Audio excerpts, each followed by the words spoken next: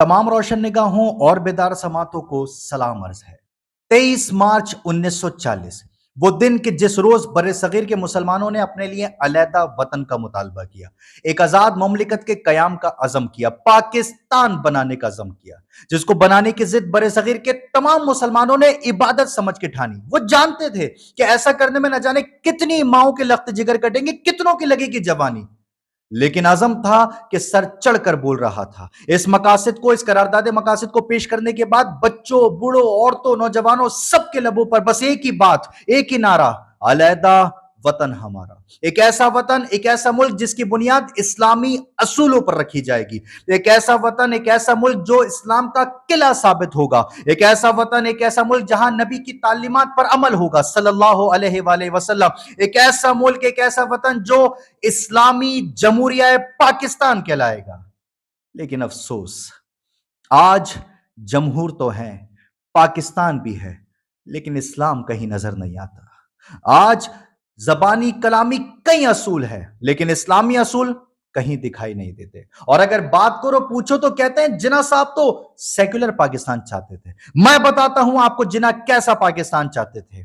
नवंबर 1945 एक इंटरव्यू के दौरान जिन्ना साहब से पूछा गया कि पाकिस्तान में कैसा कानून नाफिज होगा, तो इस पर जिन्ना साहब ने कहा कि ये कैसा फजूल सवाल है, मुझे आपके सवाल को सुनकर बड़ी हैरत हो रही है। क्या आप नहीं जानते कि मुसलमानों का एक खुदा, एक रसूल और एक किताब है, बस यही पाकिस्तान का कानून होगा, इसके अलावा और कोई कानून नहीं चल सकता। यहां कोई ऐसा कानून नहीं बनेगा जो इस्लामी असूलों के खिलाफ हो।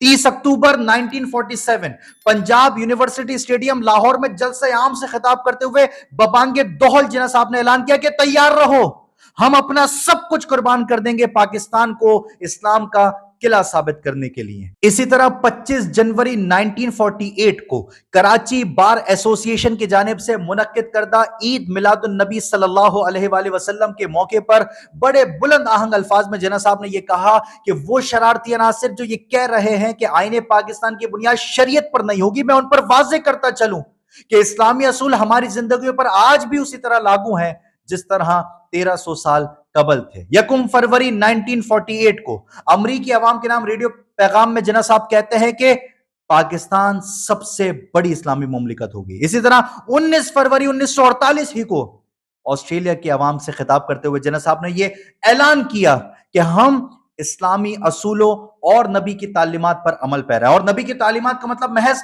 मोहम्मद अली नाम रख लेना नहीं, बल्कि कुरान और सुन्नत और अहादीस रसूल सल्लल्लाहु अलैहि वसल्लम के मुताबिक अपनी जिंदगी को बसर करना है। और यही बात जिन्ना साहब कयाम पाकिस्तान से कबल 101 मरतबा और कयाम पाकिस्तान के बाद 14 मरतबा बरमला ये कहते नजर आए कि पाकिस्तान का आइन, पाकिस्तान का कानून, पाकिस्तान का निजाम, पाकिस्तान का इंतजामी ढांचा सिर्फ और सिर्फ इस्लामी असूलों की बुनियाद पर रखा जाएगा। लेकिन आज बड़े अफसोस से कहना पड़ता है कि हमने करारदादे मकासद और जिन्ना साहब की उम्मीदों की धज्जियां बिखेर दी।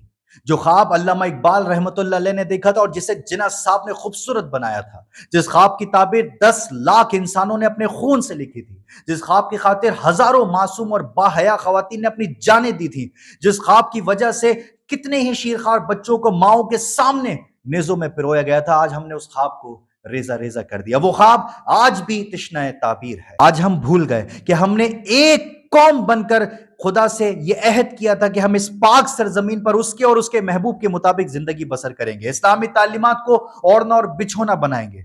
लेकिन हकीकत यही है कि आज हमने इस दावे को पसे पुश डाल दिया। आज हम में कौमी अंधापन फैल चुका है। पूरी कौम ने बेहिसी की चादर थान ली है, हमने दीन छोड़ दिया है। इसी ख्वाब के देखने वाले ने यह कहा था कि दी हाथ से देकर अगर आजाद हो मिल्लत है, ऐसी तिजारत में मुसलमान का खसारा।